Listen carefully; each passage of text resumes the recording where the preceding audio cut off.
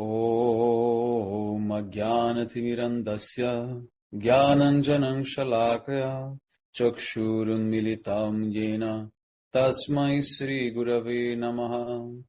Gurave Gaurachandraya Radhikaya Tadalaye Krishnaya Krishna Bhaktaya Tadbhaktaya Namo Namaha. Narayanam Gurum Vande Sharanyam Bhakta Bandhavam Gauramanuvistam Purnam Radhadasyam Pradayakam Rupanugacharya Varyam Rupam Jari Preshtakam Patita Pavana Karuniyam Yugacharya Narayanam Vancha Kalpatarubhyascha Kripa Sindhubhya Evacha Patitanam Pavanebhyo Vaishnavebhyo Namo Namaha. Namo Mahavadanyaya Krishna Prema Pradayate Krishnaya Krishna Chaitanya Namne Gaura Tuise Namaha. Shama Sundara Shikanda Shekara Smiraha Murali Manohara Radhikara Sikamam Kripanide Swapriya Charana Kinkarim Puru Tapta Kanchana Gaurangi Radhe Vrindavaneshwari Vrishabhanusute Devi Pranamami Hari Priya Vrindai Tulasi Devi Ai Priyai Keshava Sacha Krishna Bhakti Prade Devi Sattvatyai Namo Namaha. Shri Krishna Chaitanya Prabhu Nityananda Sri Advaita Gadadhara Srivasadi Gaura Bhakta Vrinda. Hare Krishna Krishna Krishna Hare Hare Hare Ram Ram Ram Hare Hare. So first of all I begin offering my most humble obeisances to the dust of the lotus feet of Paramaraditama Sri Guru Pada Padma Nitalila Taum Vishnu Pada Paramahamsa Parivrajacharya Ashtotara Satasi Srimad Srila Bhakti Vedanta Narayana Goswami Maharaj Srila Gurudeva. And to my most worshipable Shiksha and Sannyasa Guru Nitalila Pravishtam Vishnu Pada Ashtotara Satasi Srimad Srila Bhakti Vijnana Bharati Goswami Maharaja.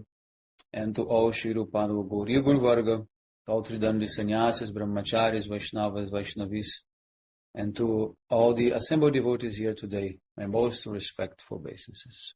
So by the causeless mercy of Srila Gurudeva and all Mahabhagavatas Acharyas, we are able to assemble here one more time. Chapter 6, Shashta Yama Sadhana, Shayan Kalya Bhajana, stage of Bhava, 6 dandas after dusk, approximately 6 p.m. to 8:30 p.m. Text 1. The 6th verse of Shishik Shastaka describes the visible manifestation of perfection. Nayanangala dashrudharaya vadanam gadgadarudhaya gira pulakair nichitam vapukada tavanama grahane bhavishati. O Lord, when will tears flow from my eyes, my voice falter, and all the hairs on my body stand erect as I chant your holy names? Then Srila Bhaktivinoda Thakur writes that without the wealth of prema, life is wretched and useless. O Lord, please accept me as your servant and grant me the wealth of prema as my salary. Now text 2. The intrinsic nature of bhava is described in Bhakti Rasamrita Sindhu 132. Premnastu prathamavasta bhavaiti abhidyate sattvika swalpa matra shur atra shru pulakadayaha. The first stage of prema is known as bhava. In this stage, sattvika bhavas, such as horripilation, pulaka, tears, ashru, and shivering, kampa, are slightly manifest. Now the commentary of Srila Gurudeva Bhajana Rahasya Vritti. Bhava, also known as rati, is considered to be the sprout of prema, which is the fully blossomed state of bhakti.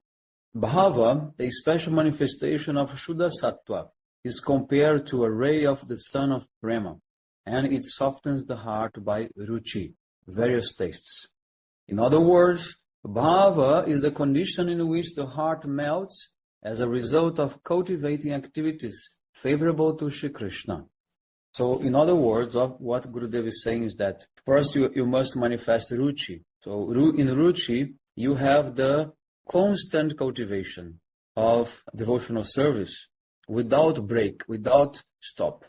So, and due to that constant, engagement, then it caused the heart to melt. Just like the continued heating of the iron can melt the iron. But if you put the iron in the fire and then you take out and then again you put, then the iron will never melt.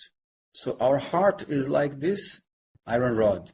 So you have to keep the heart always in the fire of bhakti. And by that, the heart will melt. And then bhava will manifest. Therefore, devotees, they will try to be busy 24 hours in devotional activities. Because this is the time of cooking your bhakti. Once you want to cook the rice has to boil continually in the fire, cannot stop the fire. Same way, if you want to boil bhakti, your devotion, if you want to increase your devotion, make it ripe, good to serve to Krishna, then you have to practice continuously, non-stop. But if you practice for some time, then you stop, and then again after some time again you do something, this is not going to cook anything. Bhava is also described in the following verse from Bhakti Rasamrita Sindhu 132. Shuddha sattva visheshatma prem suryam sushamya bhak ruchibis chitta mazrnya kridasho bhava uchate. Bhava is a special manifestation of Shuddha sattva. In other words, the constitutional characteristics of Bhava Bhakti is that it is a phenomenon entirely constituted of Shuddha sattva. It is like a ray of the sun of prema, and it softens the heart by ruchi. In his commentary on this verse, Srila Vishwanath Chakravarti Thakur writes, when sadhana bhakti succeeds in softening the heart by ruchi, it is called Bhava Bhakti. So I know that sometimes devotees, they get very intense in their practice and seems like they are fanatic or just, crazy sometimes. But in fact, they are having ruchi. They have intense desire to practice continuously. And in the same process of cooking the rice, you cannot stop the fire. In the same way, if you want your bhakti to develop, you have to practice non-stop. But the difference is that to cook rice, it takes 30 minutes. But to develop bhakti, it may take 30 years, 30 lives. We don't know. So the word ruchi here refers to, first, the desire to attain the Supreme Lord, Bhagavat Prapti Abhilas. Then second, the desire to do what is favorable for the Supreme Lord. And third, the desire to serve the Supreme Lord with affection, Soharda Abhilas.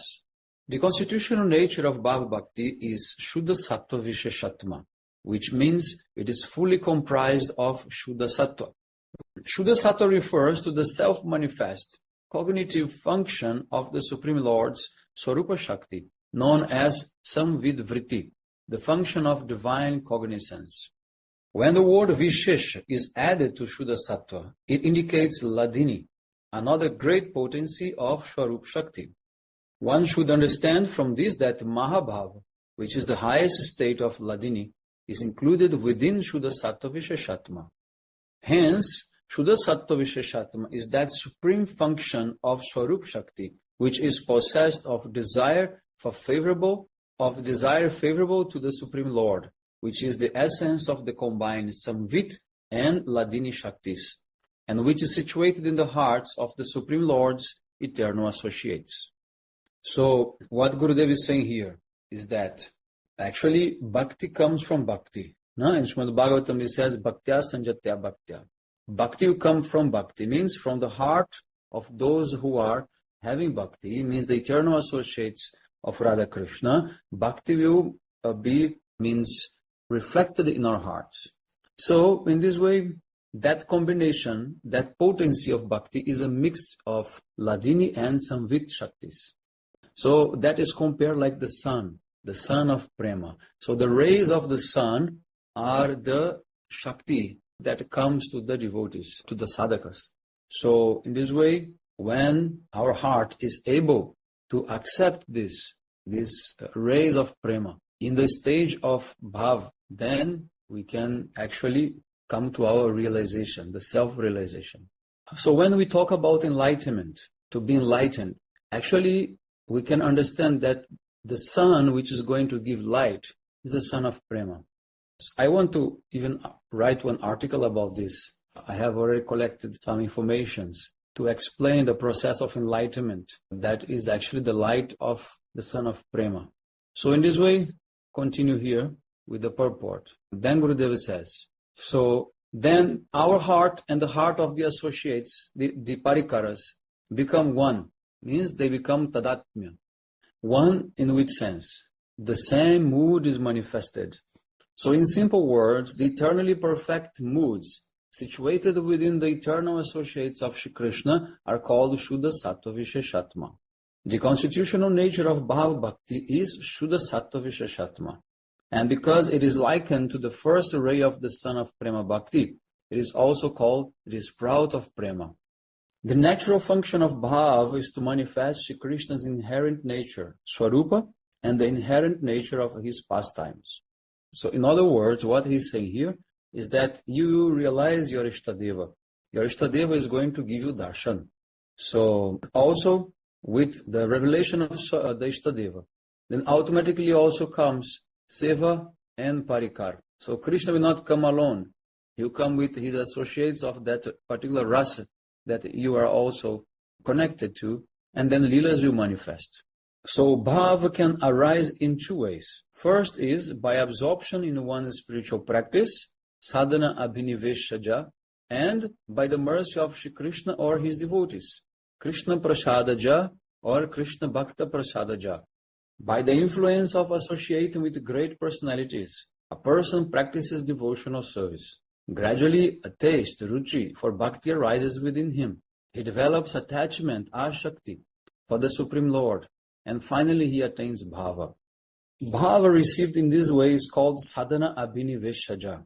Bhava that suddenly arises without any spiritual practice is called Krishna prasadaja bhava or Krishna bhakta prasadaja bhava. But this is very rare.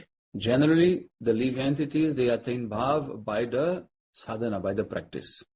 Krishna prasadaja bhava is received by Shri Krishna's benediction, his darshan, or by revelation, spurti within the heart. Srila Shukadeva Goswami received bhava as a result of mercy manifesting in his heart. Numerous examples of these three kinds of prasadaja bhavas were seen during the advent of Sriman Mahaprabhu.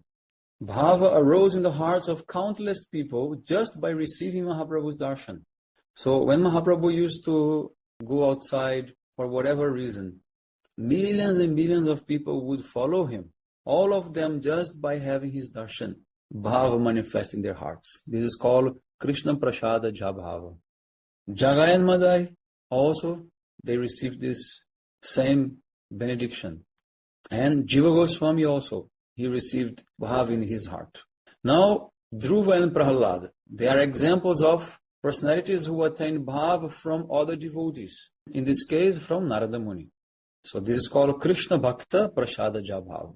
So bhava was also awakened in the hearts of countless people by the mercy of Shri Rupa, Sanatana, and other associates of Mahaprabhu. But as Gurudev told, this is very rare, in the sense that there are many, many more jivas doing sadhana than jivas who got this type of opportunity. But if we become fortunate enough to take birth with Mahaprabhu, then our sadhana is definitely going to be successful. So because with Mahaprabhu, there are also many associates. So we have so much chance to awake bhava. It can be by Mahaprabhu, by Nityananda Prabhu, or by all their associates. So text number 3. The characteristics of bhava are described in Bhakti Rasamrita Sindhu 1, 3, 25 and 26. Kshantira vyarta kalatvam viraktir manna shunyata ashabandha samutkanta nama ghane sadharuchi ashaktistad gunakhyane pritistad vasattistale itiyadhayo nubhavaha sirjata bhavankurejane. So when bhava rises, the following 9 symptoms are observed in the sadhaka: forbearance, effective use of one's time, detachment, absence of pride, steadfast hope that Shri Krishna will bestow his mercy, intense longing to obtain one's goal, constant taste for chanting the holy name, attachment to hearing about Krishna's qualities, and affection for Krishna's pastime places. Now the commentary of Srila Gurudeva Bhajana Rahasya Vritti. So Gurudeva will explain one by one all these different symptoms. First, kshanti.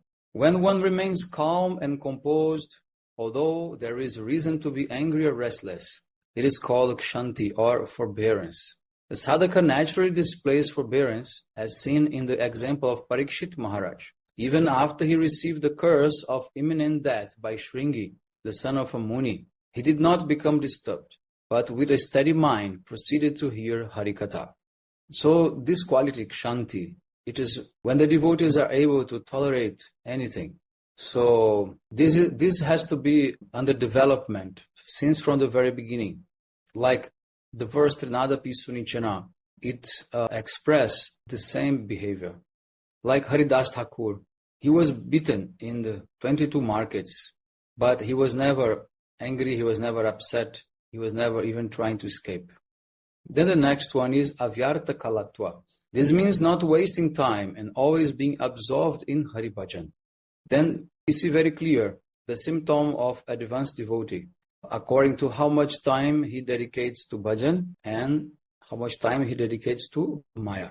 So therefore, I think last lecture I was explaining that sometimes devotees, they look crazy because they want to be 24 hours engaged. But this is the symptom that we were describing of Ruchi and Ashakti. So what to speak of Bhava? In Bhava, the desire to be engaged is even more strong. And the third one, Virakti. A natural distaste for material sense enjoyment is called Virakti or detachment. Then fourth, Manya Shunyata. Pride arises from one's high birth, social class, stage of life, wealth, beauty, high position, etc. Manya Shunyata is the condition in which the heart remains free from pride, even though one may have all these qualifications. Then fifth, Ashabandha. To apply one's mind very diligently to bhajan with the firm faith that Shri Krishna will surely bestow his mercy upon me is called Ashabandha, or steadfast hope. Srila Raghunatha Das Goswami has expressed this hope, Asha, in Shivilapa Kusumanjali 102.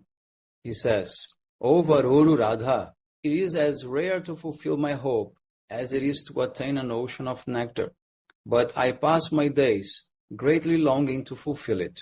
Now you must give me mercy to this poor, unhappy person. What to speak of my life, everything, my residing in Braja and even my service to Krishna is useless without your mercy. So the devotee in Bhav, he has no doubt that Krishna must give him mercy.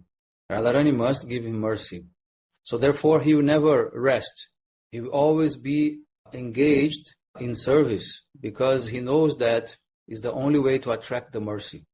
So the devotee knows that if he's not doing service, then why he should get mercy? So in order to get mercy, he has to be 24 hours engaged. And he is always hopeful that very soon that mercy will come. The next is Samutkanta. Intense longing to attain one's desired object is called Samutkanta. This kind of eagerness is shown in the prayer of Vritrasur in Srimad Bhagavatam 6.11.26. Ajatta pakshaiva mataram kagha stanyam jata vatsarata kushdhata priyam priyeva vyushitam vishana manoravindaksha dikshate tvam. O lotus-eyed Lord, as baby birds that have not yet developed their wings always look for their mother to return and feed them, as small calves tied with ropes wait anxiously the time of milking and when they will be allowed to drink the milk of their mothers, or as a morose wife whose husband is away from home always longs for him to return and satisfy her in all respects. I always yearn the opportunity to render service unto you. So this eagerness, this greed, this is the main ingredient for Raganuga Bhakti. So this greed, Gurudev used to describe as something that you will try to achieve the object you want at any cost, even if you have to steal it. So the next one is Nama Ghane Sadaruchi. To constantly chant the name of Sri Hari with the faith that Nama Bhajan is the topmost form of Bhajan is called Nama Ghane Sadaruchi. Taste in constant chanting of the holy name.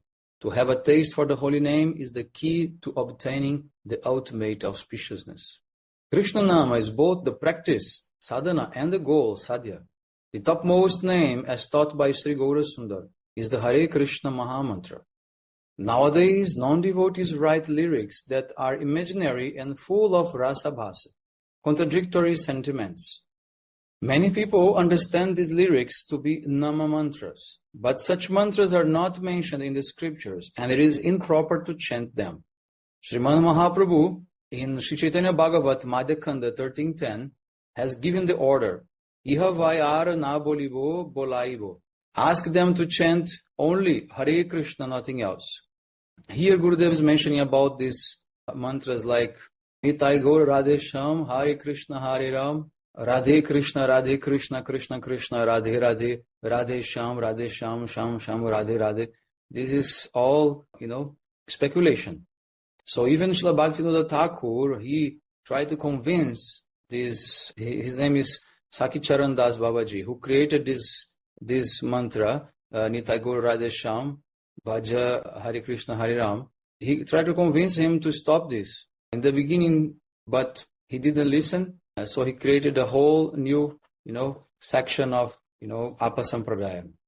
Now number 8, Ashakti Stad Gunakhyane, the thirst of a Bhava Bhakta to describe and hear the sweet pastimes of Shri Krishna, which are filled with all auspicious qualities, is never satiated. The more he hears, the more his attachment increases.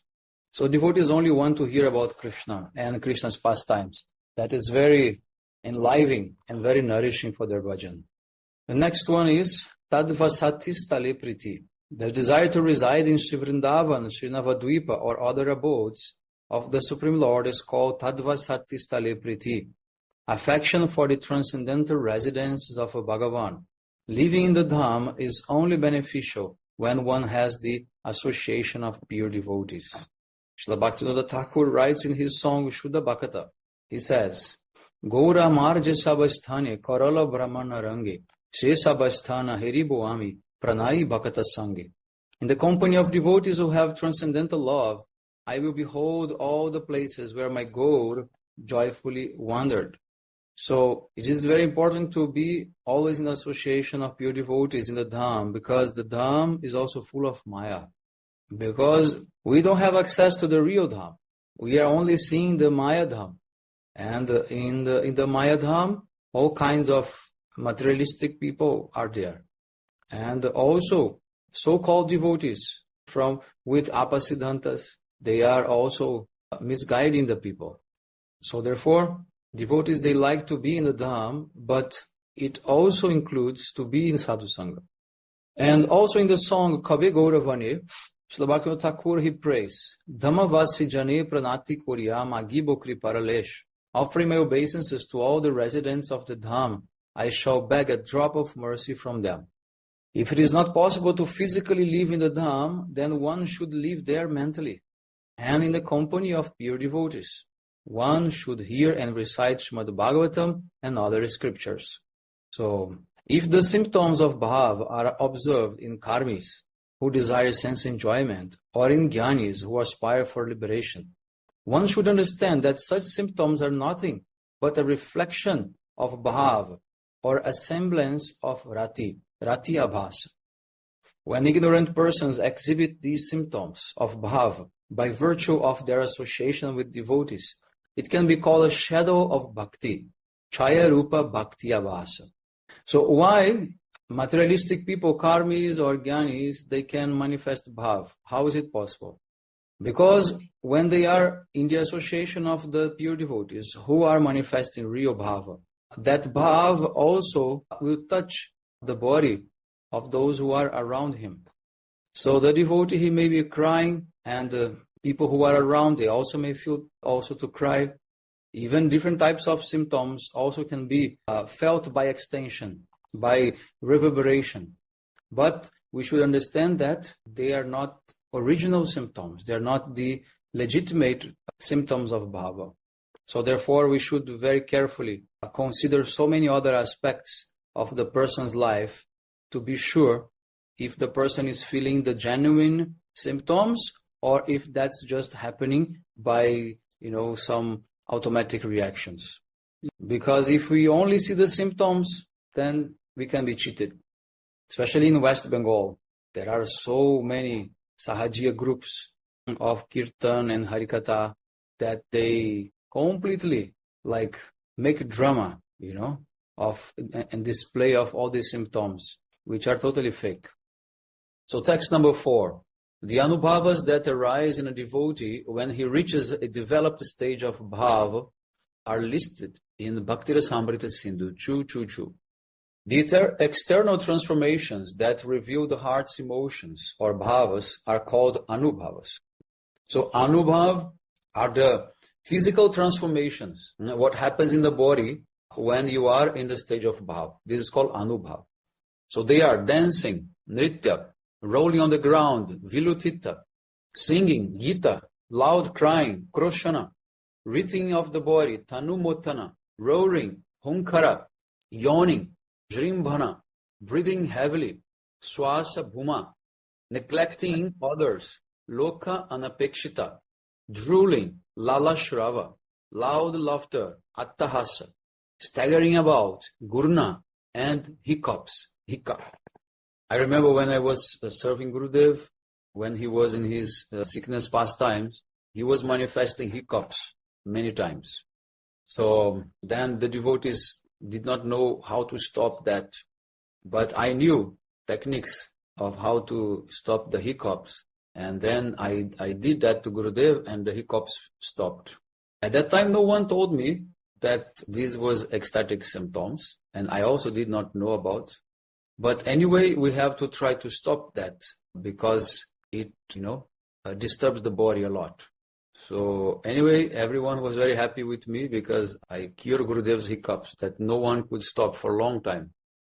Actually, only later on, I was able to actually realize all the symptoms Gurudev was manifesting at that time. Most of these symptoms described here, Gurudev was manifesting. Of course, some of them not, like dancing and rolling on the ground. Of course, he was not doing that because he was on the bed all the time. But singing, loud crying, writhing of the body, roaring, yawning, breathing heavily, neglecting others, that Gurudev was doing all. And laughter, and staggering about, and then hiccups, all that he was doing. For example, drooling. Drooling means when a lot of saliva is coming out of your mouth. And I had to clean Gurudev's, mouth many times. This other symptom here, like yawning many times, breathing heavily. Sometimes we had to put our hands in Gurudev's chest and massage like this to make him calm down. So it's not that we should, keep the symptoms and allow the symptoms to go freely. We should not do like this. We have to stop that because it takes a lot of energy from the body. And if the person is sick or weak, it is very, harmful. So many things I have seen. And this is all like real stuff. This is not imaginary things. So now the commentary of Srila Gurudeva, Bhajana Rahasya Vritti. With the development of the sadhaka's transcendental emotions, the above mentioned anubhavas manifest. Not caring for public opinion, the sadhaka chants and dances. It is impossible for worldly minded persons to understand such activities of the devotees. The behavior of the devotees who can taste bhava or the bhavuka bhaktas is completely different from that mundane persons. Sometimes hypocrites who desire material gain, worship or fame imitate the activities of the pure devotees. Once, while watching a snake dance, Namacharya Srila Haridas Thakur remembered Shri Krishna's pastimes of subduing Kaliya Naga, the Kaliya Damana Lila, and started to dance. Other devotees took his foot dust and smeared it on their heads, considering themselves very fortunate. An envious Brahmana began to imitate Haridas Thakur, but no devotee was attracted to him, and instead he was scolded by the snake charmer. Yeah, this is a famous pastime in which the Brahmana, he became envious of the prestige that Haridas Thakur received after displaying the ecstatic symptoms, even though he was a born Muslim person. So that Brahmana, he decided that he should actually receive the honor and prestige, and because he was a Brahmana. And then he tried to imitate the behavior of Haridas Thakur, expecting that people would also glorify him. but the result was exactly the opposite. Everyone chastised him, and he was beaten by the snake charmer. Now text number 5. Bhaktirasamrita Sindhu 2.3.16 describes the Ashta-sattvika bhavas as follows. The Ashta-sattvika transformations of bhava are 1. Becoming stunned, stambha. Perspiration, sweda. Horripilation, romancha. 4. Faltering the voice, swarabhida. Trembling, kampa. Loss of color, vaivarnya. Tears, ashru. And loss of consciousness or fainting, pralaya. So now the commentary of Srila Gurudeva, Bhajana, Rahasya Vritti. In the pure consciousness, Shuddha Sattva of the living entity, when the action of the heart, chitta, becomes stimulated, it causes further actions. This externally manifests as udbhaswaras, anubhavas, that manifest as external actions. These transformations, such as dancing, are of many varieties. When anubhavas, which nourish vibhav, arise in the heart, they pervade the body as udbhaswaras. The word sattva refers to the heart that is directly stimulated by transcendental sentiments. Becoming stunned, stamba, trembling, kampa, and so forth are symptoms of sattvika transformations. So here, just to explain, the chitta is pure sattva. So therefore, these transformations that happen in the chitta, when the chitta becomes stimulated, then gets the name sattvika, because the chitta is sattva. So then all these sattvika bhavas will manifest. This is nothing else than the transformations of the chitta. Therefore, in the definition of bhava, it says, Ruchibis chitta mazrnya kridasho bhava uchate. When the chitta melts, then this is called bhava. So the melting of the chitta, this is called the sattvika bhavas. So when the sadhaka's heart attains oneness with sattvika bhavas, it submits itself to the life air or the prana. So during the dancing, for example, the bhava is manifested by sattva, does not directly perform the activity. Rather, the activity is performed as a result of the intelligence being stimulated. In the sattvika bhava, such as stamba, however, the intelligence is not needed, as the sattvika bhava itself directly performs the activity. So for this reason, anubhavas and sattvika bhavas are considered to be different. So now, what is the difference between the anubhavas and sattvika bhavas were explained. So the anubhava will stimulate the intelligence of the devotee, and then by that area of intelligence, he will manifest the ecstasy, the activity itself. For example, dancing, laughing, roaring, these all require the intelligence. Singing, ignoring people, these things require intelligence. Therefore, this is in the category of anubhav. But the sattvika bhavas does not need intelligence because the symptoms are very simple. You just become like stunned, like frozen, or you manifest tears, or you start trembling. So therefore, there is no activation of the intelligence. Therefore, this is directly the effect of bhava in the action. So therefore, this is called sattvika bhava. Even Srila Gurudeva manifested this symptom of ignoring the people, forgetting important people. In different occasions, he forgot who was Madhav Maharaj and also Brajanath Prabhu. He completely forgot. He asked, who is this person? And then after some time, he recovered his memory and he started to call that person as before normally. Okay? So just to make clear, the difference between Anubhava and Sattvika Bhava is that Anubhavas need the intelligence, need to stimulate the intelligence first, and then comes the action. But Sattvika Bhavas stimulate directly the actions without the use of intelligence. Sometimes what happens is that the prana, the life air, mix together with the elements of earth, water, fire, and sky, and becomes like 5 elements together. So the combination of prana with the different elements will give different types of ecstatic symptoms. So for example, when the prana comes in contact with the element earth, then the effect of stamba, inertness, is observed. When it takes shelter of water, then tears manifest. And when prana goes in contact with fire, then the sweda, perspiration, sweat will come, as well as the bodily color will be also transformed. So when prana associates with sky means akash, means ether. So then the devastation, pralaya, will happen. Otherwise, the loss of consciousness, murcha. But when the prana is predominating by itself, so when it takes shelter of the air, because air and prana are similar, then horripilation, romancha, trembling, and faltering of the voice will manifest in the body. And considering the degree of that, the strength of the prana, it goes in three categories: mild, moderate, or intense. Stamba is a state that one becomes inert, and it arises from jubilation, fear, astonishment, dejection, regret, anger, and depression. Perspiration arises from jubilation, fear, anger, etc. When the bodily hairs stand on end, the condition is known as romancha, and it arises from astonishment, jubilation, enthusiasm, and fear.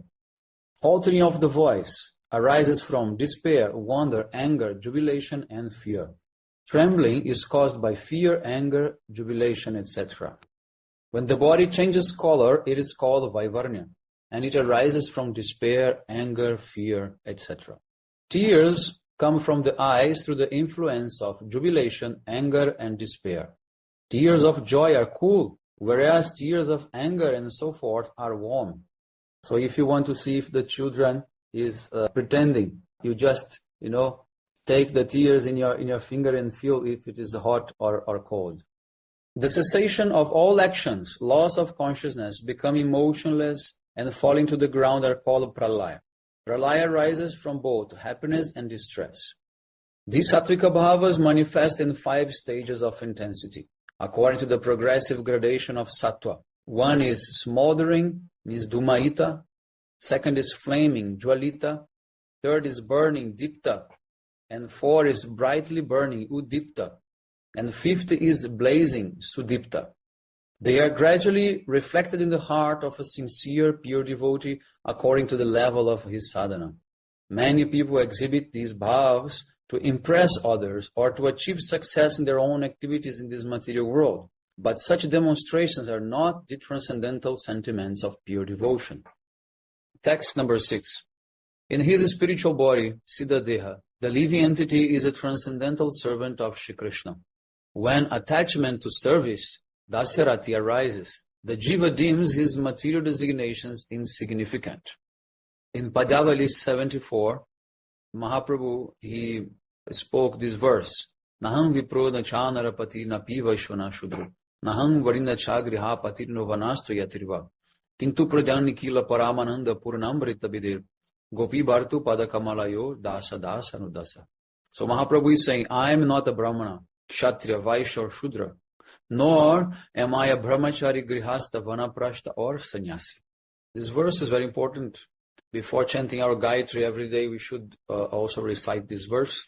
This is called Bhutta Shuddhi, the purification of the mind and the self-conception to, after that, meditate in the Gayatris. Now the commentary of Srila Gurudeva, Bhajana Rahasya Vritti. The living entity is actually a servant of the transcendental Shri Krishna Chandra, the ocean of all nectarian mellows. This is confirmed in Shri Chaitanya Charitamrita Adi Lila 5:142. Ekkala Ishvara Krishna Ara Shababritya Jare Jaicha Nachaya Se Taiche Kore Nritya. Lord Krishna alone is the supreme controller, and all others are his servants. They dance as he makes them do so. The living entity who is bound by Maya identifies himself with the temporary material body of a woman or man and various other designations. However, with his own lotus mouth, Sri Gaurasundara, the incarnation in Kali Yuga and savior of all fallen souls, instructed the human beings tormented by Kali. He said, we are not bound by social classes, varnas, such as Brahmana, Kshatriya, Vaishya or Shudra, nor by brahmacharya or other stages of life, the ashrams. Our pure identity is Gopi Bhartu Padakamalayur Dasa Dasanudasaha, that of servant of the servant of the servant of the maintainer of the gopis. Because the living entity is conditioned, he receives a new body according to his previous life's desires and impressions. and thus takes birth in one of the Varnas. The destination he attains after death is in accordance with his karma. This is called karma chakra, the cycle of action and reaction. The living entity realizes his pure form, Shuddha Swarupa, by taking shelter of the lotus feet of a bona fide guru and thereby following the path of bhajan as established by the previous Mahajanas. His material identification is removed by his constant performance of Nama Bhajan. A pure spiritual mood then manifests, and he attains a pure transcendental body with which he can serve Shri Krishna. This body is also endowed with hands, legs, and so forth, just like the material body. So Gurudeva, he makes clear that the shape of the soul is just like this human body. So just like when you put a glove, the glove have to fit exactly in the size of your hand. In the same way, the human body, it fits exactly in the same size of the soul, the same shape. So therefore, the human birth is the only birth in which you can perform bhakti, because the soul can express itself completely. And the other bodies, types, they have not the same shape as the soul. Therefore, they will limit the expression of the soul. But in a pure transcendental nature, Shri Krishna is the only male and all jivas are female. Actually, in the structure of the jiva's heart, male and female characteristics do not exist. Yet, when embodied, the living entity naturally conceives of himself as being male or female. The jiva attains a pure body through the medium of sadhana bhajan. A person who is inclined towards the amorous mellow, Madhurya Rasa, will perform sadhana bhajan under the guidance of Rasika Bhaktas. And according to his own desire and constitutional nature, he will attain his spiritual form, which will be the body of a gopi. Yogamaya makes all arrangements for the devotee's service in a specific rasa, by the potency that makes the impossible possible. Aghatta Ghatana Patyashi Shakti. Prema Bhakti Chandrika says, Sadhane bhavi bhajaha siddhadeho pavotaha pakwa matra se vichar. Whatever one contemplates in sadhana, one will attain at perfection. The only difference is that in sadhana it is unripe, and at the perfection it is ripe. Now, Gurudev is going to explain the meaning of dasa and udasa. No one has the qualification to enter Madhurya Rasa Seva to Sri Jugala Kishore unless he is under the guidance of the Braja Gopis. By performing bhajan under the guidance of the Manjari Sakhis, who are following those gopis, one can attain the post of a maid-servant. At the time of sadhana, one desires to have a mood of service to Shri Krishna, according to the moods of the Braja Gopis. Then, when bhava arises, he considers himself to be a maid-servant of the Braja Gopi, like Lalita Sakhi, and serves Sri Radha Krishna under her guidance. In Sringara Rasa Upasana, worship through the amorous mellow, one conceives of oneself as a paramour, parakia or parodha. Some persons, although in a male body, consider themselves to be Lalita or Vishaka. They adopt feminine attire, poses as Sakhis, and thus perform bhajan. By such actions, they only destroy themselves and others. So here Gurudev is speaking about the Sahajiyas.